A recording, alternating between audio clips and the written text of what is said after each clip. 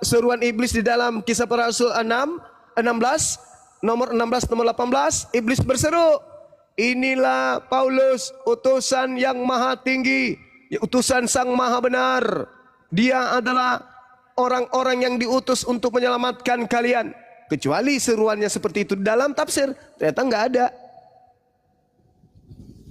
Seruan iblis di dalam Kisah Para Rasul 16 nomor 18 mendukung penuh kerasulan Paulus. Apa kata Paulus? Dalam nama Yesus. Nah, diusir iblisnya ketika iblisnya berseru, Paulus adalah utusan yang maha tinggi, mengajak kalian untuk kepada jalan keselamatan. Iblisnya, Paulusnya marah. Kenapa Paulus marah ketika iblis menjadi juru bicara kerasulannya? Karena Paulus kelihatannya tidak mau diketahui kalau atas kerasulannya itu dukungan dari iblis. Maka Paulus mengusir iblis yang teriak-teriak bahwa dia adalah rasul utusan Tuhan. Harusnya kalau Paulus ini orang benar, ketika iblis menyerukan kalau dirinya adalah utusan yang maha benar, maka dia mengatakan, wah, iblis pun sudah menjadi Kristen. Haleluya. Iblis sekarang ikut-ikutan menjadi benar sekarang iblisnya. Tapi faktanya Paulus mengusir iblis tersebut. Artinya Paulus tidak ingin diketahui kalau yang menjadi juru kampanye kerasulannya adalah iblis. Saya kira begitu. Lalu yang itu Bang, oke. Lalu itu Bang, yang maaf Bang, sekali lagi yang surah Al-Sabnya Bang.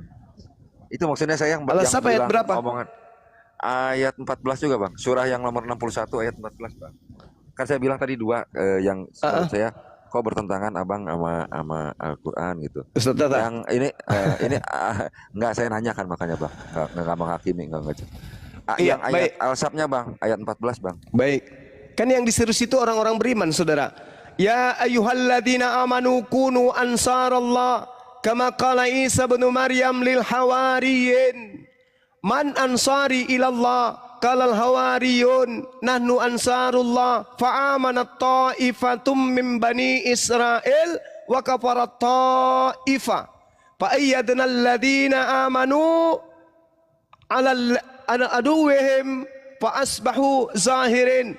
Hai orang-orang yang beriman, jadilah kamu penolong-penolong Allah sebagaimana Isa anak laki-lakinya perempuan manusia bernama Maryam telah berkata kepada pengikut-pengikutnya yang setia, siapakah yang akan menjadi penolong-penolongku untuk menegakkan ajaran Allah?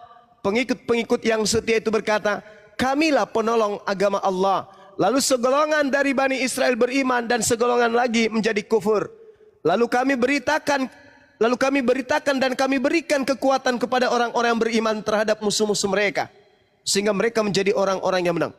Maksudnya gimana ini Bang? Iya, berarti kan kalau menurut Abang kan dari paparan Abang yang tadi di awal, Kristen itu kan besarkan suaranya Bang Jimmy. Bang Jimmy besarkan suaranya. Berarti kan menurut Abang kan dari uraian Abang yang di atas yang tadi kita dengarkan bareng-bareng itu, menurut Abang kan Kristen disesatkan oleh Paulus. Sedangkan di sini di ayat ini kan mengatakan begini Bang. Allah itu memberi kekuatan kepada orang yang beriman. Mereka menjadi orang yang menang.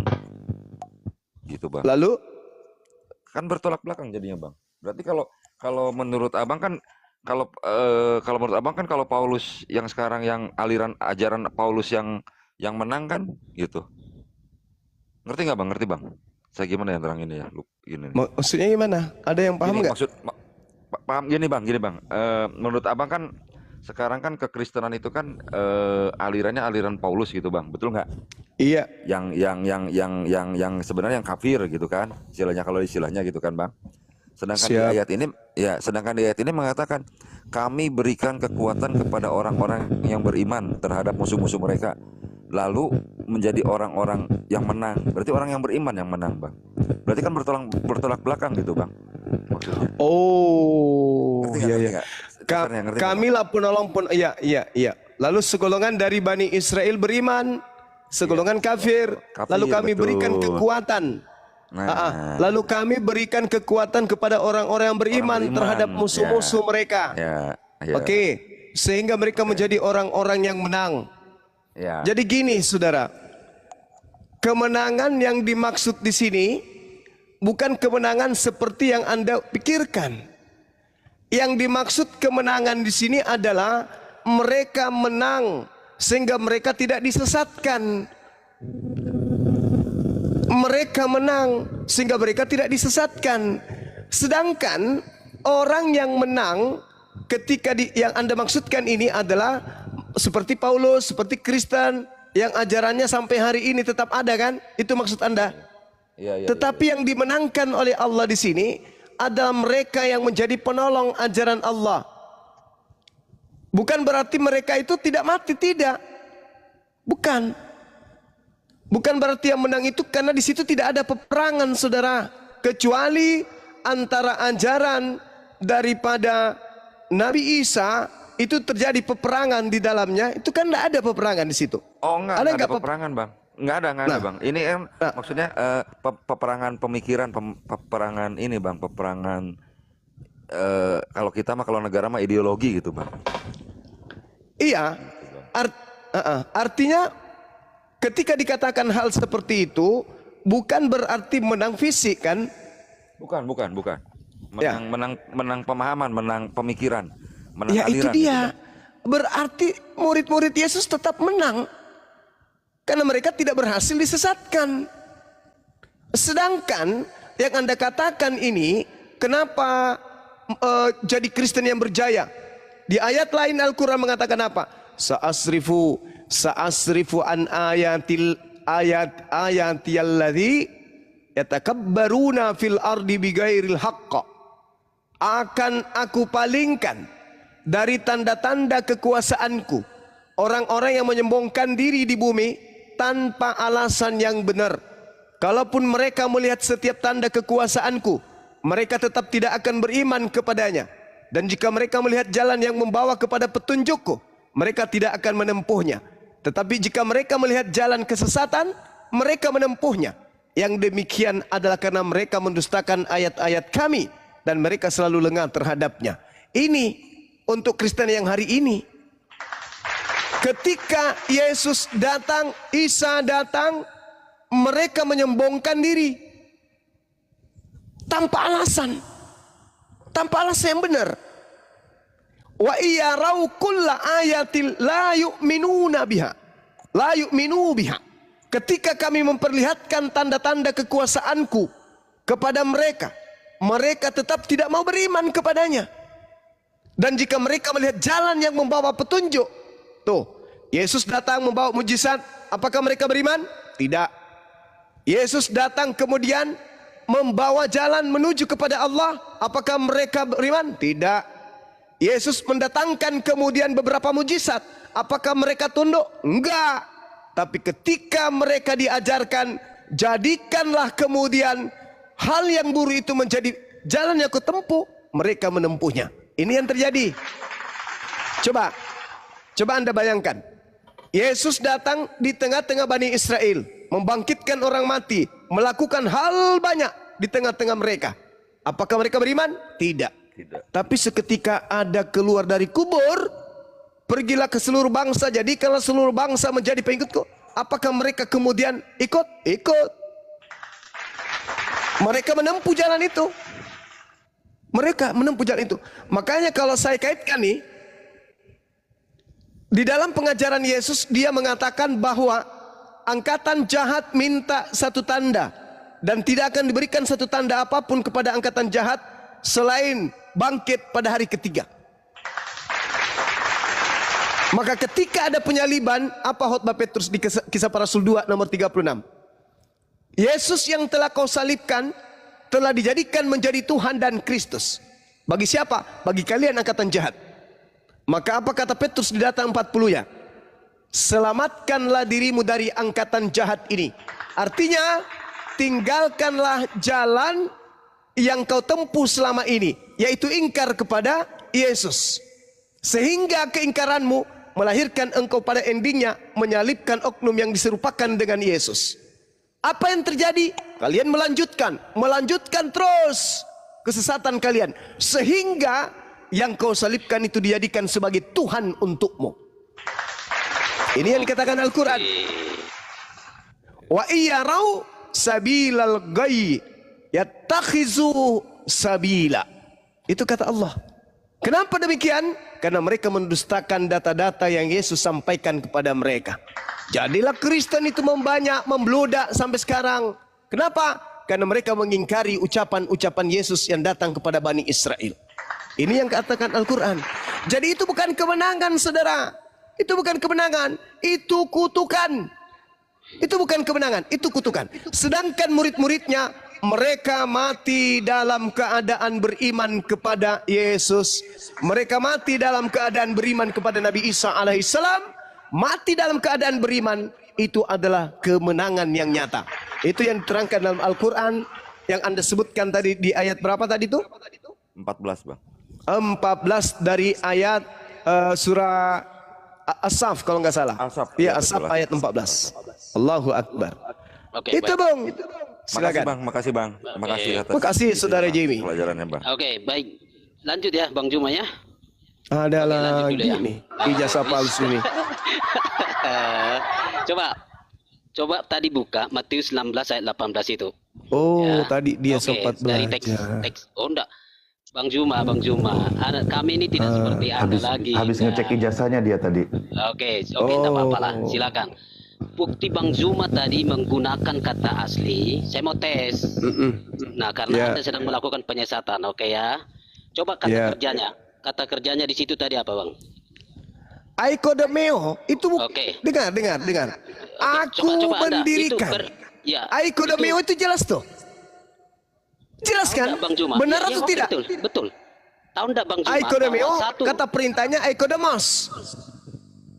Bang Juma, Dan saya mau di tanya. atas batu karang ini aku mendirikan. Oke. Mendirikan apa? Bang- Mendirikan apa? Izinkan saya bicara. Ya, karena silakan. Anda sudah tersesat di situ. Silakan Bang Zuma. Mengerti ya? Karena dalam satu kata bahasa Yunani, satu kata kerja itu mengandung tensis. Tensis mengerti kan? Kata kerja bahasa Yunani mengandung tensis. Saya mau tanya dengan oikodomos itu, kira-kira tensisnya yang di situ dipakai Yesus tensis apa? Ini jelas ini perintah ini. Ini perintah. Mana ada perintah itu? Engkau adalah Petrus. Engkau adalah Petrus. Aduh, Dan di salah atas batu Anda, karang ini perintah. aku mendirikan. Jadi Bang Petrus Zuma. ini, Bang Zuma, dengar. jangan lari. Petrus Jangan lari, tidak ada itu ini, perintah. dengar. Petrus ini diberi perintah untuk melanjutkan tongkat estafet pengajarannya. Tidak ada itu. Dan di aku teks. berkata kepadamu, dengar. Yo, Dengar. jangan. Dan aku berkata kepadamu, engkau adalah Petrus, dan di atas batu karang ini aku mendirikan jemaat, dan alam maut tidak akan menguasainya. Lalu di mana di situ Kepadamu, perintah? Mana di situ perintah, Bang? kepadamu akan kuberikan kunci kerajaan surga. Apa yang kuikat di dunia ini akan terikat di surga, dan apa yang kulepaskan di dunia akan terlepas di surga. Lalu Yesus melarang Kepas supaya jangan memberitahukan kepada siapapun kalau dia adalah Mesias. Perintah atau bukan? Ikatan kerja Perintah itu, atau bukan? Bang. Oikodomos itu Perintah ada atau bukan? Lalu Anda Yesus sesat. Saya bilang, oke, saya bicara ya, melarang Bang Juma, ya. muridnya, yaitu Kepas, untuk supaya jangan kata memberitahukan kerja yang Anda kepada kutip siapapun itu, dikata bahwa ia mendirikan. adalah Mesias. Pertanyaan saya, itu perintah atau bukan? Perintah bukan, beda perintah dengan melarang ya. Kalau itu pun saya kejar Anda. Pintar Tidak ada sekali. Tahu Bang? Pintar Oke, sekali. ini giliran saya. Giliran saya Bang ya. Silakan. Oke. Di kata kerja yang Anda kutip, oikodomos itu, di kata kerja itu bukan kata perintah, kata kerja atau Loh, atau saya katakan perintah. cakupan dari ucapan Yesus. Tidak ada cakupan. Cakupan Anda baru dari tambahin ucapan ini. Yesus itu muatannya adalah perintah. Tambahin kata lagi. Oke ya. Loh, Tidak. kamu itu ijazahmu buat apa ijazahmu itu? Jangan lari. Saya Ijazahmu itu Anda untuk sesat. apa? Ijazahmu itu untuk apa? Dengar Bang Zuma. Dengar Bang Zuma. Jelas-jelas Yesus, dengar. Yesus berbicara kepada Petrus, cakupannya itu perintah. Itu Coba, perintah ini. itu. Lalu Yesus Bang Hos, melarang. buka kata kerja. Buka kata kerja. Melarang itu ekonomis apa? Melarang itu apa? Oke ya. Melarang Bang Zuma itu apa? sudah lari dari dari kata yang dia sebut. Kata Loh, yang loh, Anda loh, sebut loh, kata loh, mendirikan ya. Yang kita bahas kata mendirikan. Ingat ya, Loh, jangan loh, lari loh, dulu. loh, Bang Zuma jangan lari. loh. Yang kita bahas yang Anda kutip tadi adalah kata oikodomeso. Sudah? Lalu Anda Anda lari. ingin menguliti Sekarang kata itu. Saya tanya Anda, kan saya tanya Anda. Oke. Bikin dulu tensisnya. Bang Pradesia. Ini belajarnya kayak gini, Bang. Izin Gurunda ini mau belajar dia. Tadi dia bilang kan ada akan di situ, kata akan. Coba kalau kita klik di dalam paralelnya kan. Pas kita buka nggak ada di situ akan mendirikan, malah artinya mendirikan semua. Itu tahu nggak kan? Itu yang Anda buka ini tahu nggak apa ini? Tidak mengerti Anda kata tensis. Anda tidak mengerti tensis. Tensisnya. Udahlah kau Anda tidak ijazah mengerti, kan? palsu kau, ijazah palsu. Inilah bukti Anda hanya tahu membuka begini, tapi tidak tahu bahasa asli. Ijazah palsu. Oke, saya bilang ya. Yuk semua yang di sini ya. Sudah. Saya ya, Bukan Bang di situ. Saudara, orang berilmu itu bukan begitu cara diskusinya. Yang kita cari sekarang ini adalah jemaat yang Petrus dirikan itu kumpulan orang Yahudi atau non Yahudi? Oke, saya jawab ya. Anda sudah lari ya dari kata kerja yang Anda maksud ya. Loh. Saya 5 menit, satu menit. Dari data perintah mendirikan tadi itu adalah perintah. Oke, larangan itu kan perintah itu. Anda jangan potong saya. Jangan potong ya. Di dalam penggunaan kaidah bahasa Yunani setiap kata kerja mengandung tensis. Oke. Dan di dalam tensis yang dipakai oleh bukan Yesus itu yang sedang dibahas, saudara. Saya tadi membawa kata ekodomeo itu karena kamu menambahkan kata akan. Itu dek. Makanya saya bawa itu. Tidak ada kata akan di sana dek. Gitu dek. Kamu yang menambahkan dek. Kamu yang menambahkan. Betul. Padahal ekodomos itu tidak ada kata akan di situ dek. Paham situ ya? Tidak mengerti kultur Anda. Ilmu yang Anda ingin kita bahas di sini adalah dengar dek, dengar. Jemaat Anda kan membawa gereja tuh tanpa malu-malu. Pertanyaan saya, apakah jemaat yang dibangun ini adalah orang Yahudi atau non Yahudi? Itu loh pertanyaan saya. Kan Anda berbicara, Anda kan mengatakan bahwa tidak ada Kristen sebelum Paulus. Anda lari ke Matius 16. Maka saya bertanya, apakah jemaat yang didirikan mula-mula ini Yahudi atau non Yahudi? Apa jawaban saudara? Ya. Sudah saya jawab sudah ya. Di Kisah Para Rasul 2 di situ ada orang-orang yang pertama adalah jangan bantah ilmu Anda itu cuma sini saya kasih konferensi ya. Di Kisah Para Rasul 2 itu adalah orang-orang yang pulang dari mereka menyaksikan kenaikan Kristus, terdiri dari 11 rasul, kemudian ada beberapa orang percaya, lalu dianggap mereka ada 120 orang menurut Kisah Rasul pasal 1. Lalu mereka menantikan janji Allah di Kisah Rasul 2. Di Kisah Rasul 2 itu terjadi baptisan roh, itulah yang menjadikan mereka jemaat. Tetapi yang mendengar itu di situ ada yang disebut dengan proselit ya. Proselit itu ada orang Arab, ada orang Roma, ada orang Partia dan orang-orang yang lain. Tadi sudah sempat disinggung oleh Bang Zuma. Dengar sudah. Nah, itulah gereja. Udahlah. Apa ini jasa palsu juga naik di sini. Bukan maksudnya itu